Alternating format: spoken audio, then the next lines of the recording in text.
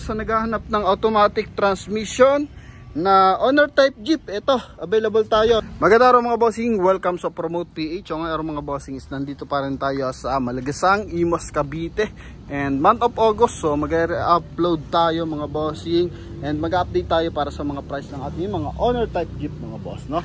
So sa mga interesado, available tayo dito ng box type, buggy type, then mga tag dito close type mga bossing, may FPJ, may Wrangler din tayo mga bossing, no? Then meron din tayong panegosyo, yung mga double cab mga bossing. Yan. Okay, kaya sa ating mga buyers na interesado, so eto, kung mga naghanap ng owner type Jeep, so eto mga bossing. So eto first unit natin, isa po itong double cab, pwedeng panegosyo. Yan, panalong panegosyo talaga to. So ito kasi is naka steel top, kahit kargahan mo na mabigat yung bubungan, so pwedeng hindi na siya nakalona. Naka big tire, makina nito is 4DR5 mga bossing. Price na ito 450,000, fully stainless to mga bossing, no? Yan, pati flooring nito is naka stainless and meron siyang bull bar, then dito rin napakalaking bull bar mga boss. And ang lalaki ng gulong niya, naka offset pa yan. Then leather yung kanyang mga upuan mga boss. Yan yung kanyang flooring, ito yung kanyang ceiling mga boss. So sa mga interesado, ito 450,000, negotiable upon viewing mga boss. Okay, so dito sa likuran, pwede kang maglagay dito ng mga bossing, ng mga iba't ibang produkto, kopra, mangga. Pwede mo itong gamitin sa palengke mga boss. Pwede mo sakyan ng mga kambing, baka, baboy mga boss. Yan, so napakadaming option dito mga boss na pwede mong i-partner sa inegosyo. Okay, yan, 450,000 para dito. And next unit natin mga bossing, ito naman single cab. So pag single cab mga bossing is isang pasahero tsaka driver. So dalawang tao lang yung sakay dito sa front area, then the rest doon na sa kanyang cab mga bossing, no? Ito naman is RF Mazda, pure stainless pa rin, naka steel top. So advantage lang na ito, pwede mo rin kargahan ng mabigat yung kanyang bubungan mga boss, no? Yan, so sa gulong usually man 90% red light yan, so makakapal yan mga bossing. And ito yung kanyang interior, ito mga bossing. So mas mura to, RF Mazda. So 250,000 lang to mga boss, no? Yan, 250,000. Ito yung kanyang likuran. Okay, so may malaki lang na bull bar pero pure stainless pa rin. So maganda naman to mga pang outing, no? Yan, sa probinsya mga boss, talaga namang win na win to.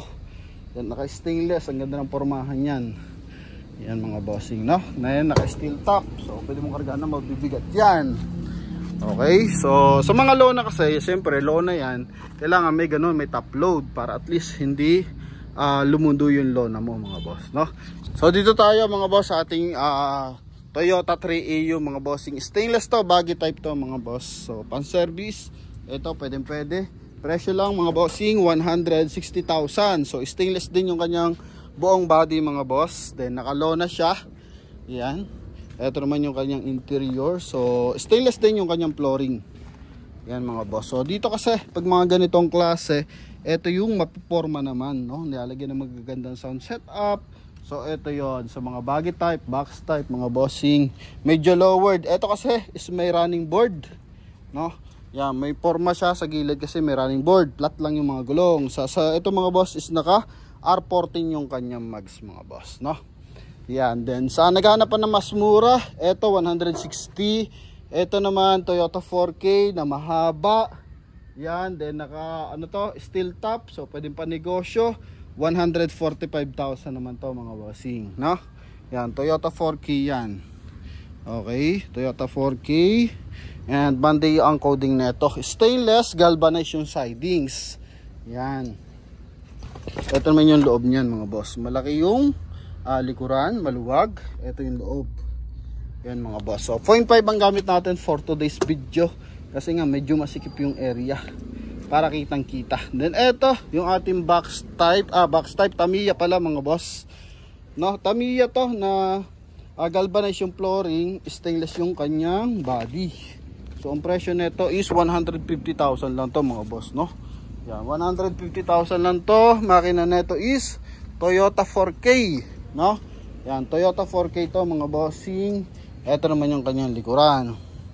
Okay, as in uupo ka lang talaga ng matino dito kasi baka malaglag ka kung dito ka sasakay mga boss. Pero ito panalo to pang service. Ito man yung kanyang loob mga boss. Yan, no? Yan. So halagang 100. Magkano to? Silipin ulit natin mga boss, no? Silipin natin to mga bossing. Ang presyo na ito is 150,000 Toyota 4K. Yan. Dito naman available din tayo for closed type. Ito yung diesel engine na RF Mazda. So galvanized yung buong sidings. Then may running board. Naka 14 inches alimag wheels. Naka steel top. Yan. So ito naman is stainless yung kanyang flooring. Yan mga boss. Bagong assemble to. Yan mga bossing. Ito yung kanyang likuran. Okay. So ito naman is merong presyo. So wala nakalagay. Yan. 220 lang pala to mga bossing, no? 220 RF Mazda ang makina nito. Okay, so may kilay, may top load, kompleto Ricardo, closed type. Yan, ito yung kabilang side. Sa gulong, basta makapalang gulong natin, lagi 85% tread life ang gamit nila dito. Yan, so, closed type to, pwedeng pa negosyo mga boss. Okay, maluwag. So, makina RF Mazda. Ito yung kanyang ceiling, kabilang side. Okay, so sa mga interesado, ito 220. Then next unit natin, ito 165 na buggy, no? Na naka-lowered, may running board, pormado mga bossing, 165. Stainless ang hood, stainless ang body. Flooring niya is galvanized mga boss. Ito naman yung kanyang loob. Okay, ito yung kanyang bubungan. Toyota 4K pa rin ang makina, so 165,000 mga bossing. Yan, okay. So, ito naman, mas mababa pa rin. So, may mababa na tayo dyan, 145. Ito, pinakamababa natin, Toyota 4K, 140. May running board, naka R14 yung mags. So, iba-ibang presyo natin dito, depende sa may-ari and sa forma ng unit. Baggy type to, yung kasi medyo box type ang dating yan. Ito, baggy. Yan, so, na may running board. So, ito naman is 140,000. Pakita natin yung loob. Okay, loob na ito is ito po. So galvanized ang flooring. Yan, kolduro yung upuan. Ito yung likuran mga boss. Yan mga bossing, no? Mga interesado, pili-pili lang mga boss.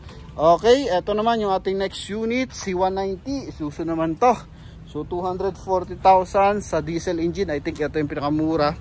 So ito po is Bigfoot, no? Bigfoot to na Isuzu C190. Yan, ganda niyan mga boss. Yan oh.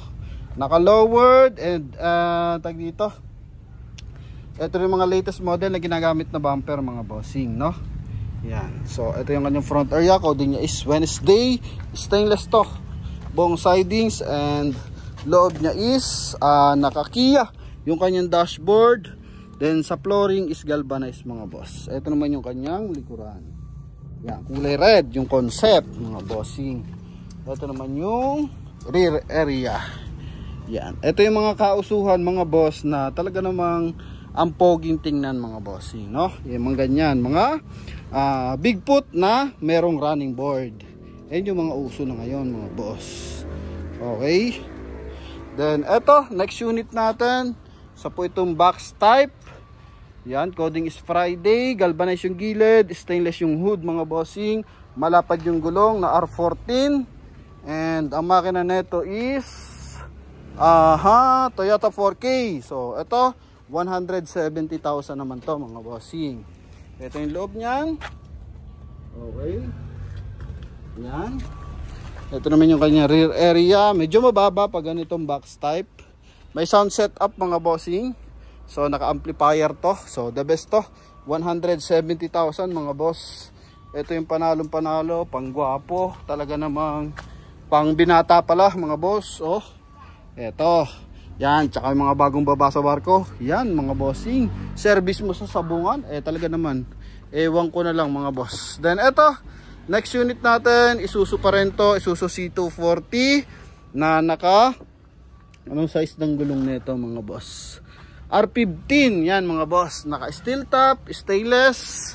Medyo masikip lang. Napakaganda na naggarahe na ito. Yan oh. Yan, 3 door din to, pares doon nasa likuran. Okay, then stainless din yung flooring niya. Ikutan na lang natin, huwag na natin pakita yung loob. Pakita natin yung front area. Yan. Okay. Ito yung kanyang front area. Presyo 420. Then, ito yung kanyang likuran mga boss. So, pagpilian nyo na lang, marami tayong mga double cab. Naka-sliding window pa yan mga boss. Ito yung kanyang likuran. No? Yan. Uso na ngayon yung mahahaba yung kanyang cab. No, yung ganito yung likuran. Para at least magkakarga tayo marami-rami mga bossing. 420 negotiable upon viewing mga boss. No? Yan. So sa mga gusto magpa-deliver, so nagdi-deliver tayo Luzon, Visayas, Mindanao mga bossing. No? Yan. So sa mga interesado, nagdi-deliver tayo Luzon, Visayas, Mindanao. So eto naman mga boss, so naghahanap ng automatic transmission na owner type Jeep. Ito, available tayo, no? Sa naghahanap ng automatic transmission, ito, available tayo. Yan, 220 na Toyota 5K to mga bossing FPJ. Okay, ito yung kanyang kabilang side. Stainless yan mga bossing. Silipin lang natin kung pati flooring stainless. So, full stainless. Yan, automatic transmission na owner type Jeep mga boss. Ito po. Yan mga bossing. Ito naman yung kanyang likuran. No? Presyo 220,000. May tawad pa yan mga boss, no? 220,000 for automatic transmission. Okay, then next unit natin, closed type. Ang presyo daw dito is 170 na lang daw to, no? 170 closed type to mga bossing, naka steel top. Yan, makina nito is Toyota 5K. Yan mga boss, kulay red. So wala sinilagay na tag price. Kung hindi pa nalagyan ng tag price, ito yung kanyang interior. Interior na ito mga boss, ito po. Yan, so may daanan sa likurod. And hindi siya naka-aircon mga boss, closed type lang. Okay, presyo na ito 170,000 mga boss. Yan, so sa mga interesado, ito po. Yan, tuloy-tuloy tayo mga bossing. Then tuloy natin, ito naman is Wrangler. So naghahanap dyan ang Wrangler. Ito naman, no? Toyota 2C ang makina na ito, diesel engine. And 4x2 unit to na top down. Yan, top down to mga boss. Ang presyo naman na ito mga bossing, 350,000. May snorkel siya. So uso na ngayon mga maulan-ulan sa probinsya, mga baha-baha. Ito. Okay, so yung kanyang hood, fiber po yan. Naka-offset yung kanyang gulong. Then yung fiber is hanggang dito sa kanyang siding, sa kanyang running board. Ito naman yung kanyang likuran. Okay. May upuan din. Galvanize yung kanyang flooring mga boss. Yan. Then ito naman yung kanyang mismo loob. So loob na ito, Kia mga bossing. Yan. Okay. 350,000 po ito mga bossing. No? Yan. So naghahanap niyang Wrangler. Yan. Meron na tayo. Then meron din tayong air conditioning system. Ito naman, so kanina nakita tayo ng mura 140. Pero syempre hindi mauubos yan. Ito available tayo. Baggy type na medyo lowered. So makina naman ito is Toyota 3AU. Stainless yung kanyang hood. Galvanize yung kanyang sidings. Presyo naman ito 130,000 mga boss, no? 130,000. Ito po. Yan. Okay, pakita natin yung kanyang loob. Yan mga bossing. Sa halagang 130,000, ito yung makukuha mong owner. Yan, okay. So, sa mga nagmamahal sa owner, shoutout sa inyong lahat. Sa mga basher ng owner, eto, mag-enjoy kayo mga bash mga boss. Talaga naman, wala na yung mga owner. Wala na kayo, buhay pa yung mga owner sigurado. Okay, so eto mga bossing, no? Yan, so 130,000. Ito naman isa po itong Bigfoot. Mga bossing, isa naman itong Bigfoot. RF Mazda. Stainless pati sidings. Saka hood niya mga boss. Yan, diesel engine. Mga bossing, ito, no? Yan, so coding net is Friday. Bagong assemble to. Surplus lang dito is yung kanyang makina. Saka yung mga chassis. Ito yung kanyang interior. Yan mga bossing. Ang presyo na ito mga boss is 240,000. Yan, 240,000. Naka ano ka na mga bossing, RF Mazda ka ng makina. Okay, ito yung sidings mga boss, no? Yan mga bossing. Then sa naghahanap dyan ng pang off-road session, ito available tayo. So ito mga bossing, yung ating Wrangler 4x4, brand new lahat ng gulong, coding net is Wednesday. Yan, may kasama siyang mga bossing, tawag dito, spare tire. Ito talaga namang match na match mga boss. And meron din siyang jack. Okay, so fiber din yung kanyang sidings, itong fender. So fiber to mga boss. Then yung kanyang hood fiber din, naka snorkel. Ang makina na ito is 4D56, no? Yan, 4D56 yan mga bossing, na 4x4, naka turbo, may wings. Yon, panghatak mga boss. Okay, kulay red yung ating unit. Napakalalaki ng kanyang bull bar, tsaka chassis mga boss, gulong pa lang. Ito naman, so naka-clear yung kanyang mga bossing. Okay, ito yung loob. Yan mga bossing. So automatic transmission, automatic 4x4 unit na manual transmission mga boss, no? Ito yung kanyang loob mga bossing. So ito is tag dito mga bossing, stop down unit mga boss, no? Yan, sa naghahanap ng Wrangler, eto mga bossing, 4x4 unit to. Asking price na ito 650,000 mga boss, no? So sa mga interesado, pwede nyo itong puntahan mga bossing. So noong nakaraan madami tayong Wrangler, so nakuha agad ng mga bossing, taga Jensen, taga Isabela. So yan, marami tayong mga buyer na ganyan mga boss, na nag-aabang talaga ng Wrangler. So for now, yan, marami kasi mga OFW na gusto makaranas ng gantong Wrangler. So eto mga boss, no? Available tayo, 650,000 negotiable. Then eto mga bossing, isa naman to itong Toyota 4K. Yan, Toyota 4K to na baggy type, R13 yung mags, no mga bossing. Then stainless yung sidings, tsaka yung kanyang hood, tsaka yung kanyang bull bar. So presyo 150,000, kita naman. Okay, yan, 150,000 to mga boss. Pakita natin yung loob, negotiable to lahat mga bossing ha. Yan, so sa mga interesado, tumawag lang kayo sa contact number na nasa screen, no? Huwag na kayo mag-direct sa ating page mga boss, sa ating Facebook page. Direct call na lang kayo para mas maganda mga boss, no? Yeah. Okay, then next unit natin, eto close type naman. So ano nakaraan, 290 to. FPJ na close type na naka fully aircon. Next unit natin is close type naman to mga bossing, na fully aircon. Yan, manual transmission din to mga bossing, nakatint na yan. Stainless yung kanyang hood. Then ito yung kanyang sidings, yung kanyang pintuan is galvanized na pinturado mga bossing. So etong makina na ito is Mazda R2. Yan, and presyo 280, 270 sa akin binigay ito mga bossing, no? Sa 270, so kayo na yung bahalang discount mga boss. Itawag nyo lang sa contact number na nasa screen.